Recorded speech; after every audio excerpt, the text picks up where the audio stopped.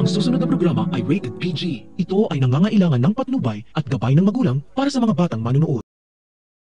Ang akala ni Divina, si Leilani na lang ang poproblemahin niya dahil panatag siya na hindi na babalik si Onse dahil binaril na siya ni Arnold at nahulog pa sa tulay. Gumuho ang mundo ni Nida nang malaman niya sa mga pulis na baka patay na ang anak niyang si Onse dahil nakita ang mga gamit nito pero ang katawan ay hindi pa nila makita. Nabuhayan naman ang pag-asa si Charlene nang malaman niyang buhay pa si Leilani dahil si Leilani lang ang huli niyang pag-asa para mapawalang sala siya sa krimen. Sa kasamaang palad, kumato si Leilani matapos siyang maoperahan at hindi pa alam ng mga doktor kung kailan siya magigising kaya wala na ang pag-asa ni Charlene.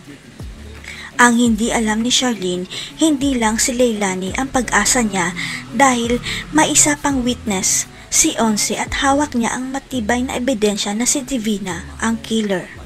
Ang hindi alam ni Divina at Arnold, may inilagay palang CCTV si Onse sa karinderya nila kaya nakarecord sa CCTV ang pagsaksak kay Leilani at pag-frame up kay Charlene.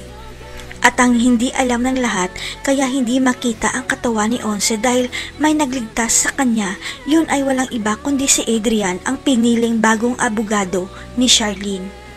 Kaya magugulat ang lahat lalo na si Charlene nang magkita sila ni Adrian na kasama nito si Onse at sasabihin nitong hawak nila ang matibay na ebidensya laban kay Divina.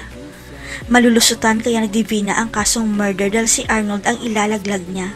Makakalaya na rin kaya si Princess dahil tutulungan siya ni Adrian. Abangan.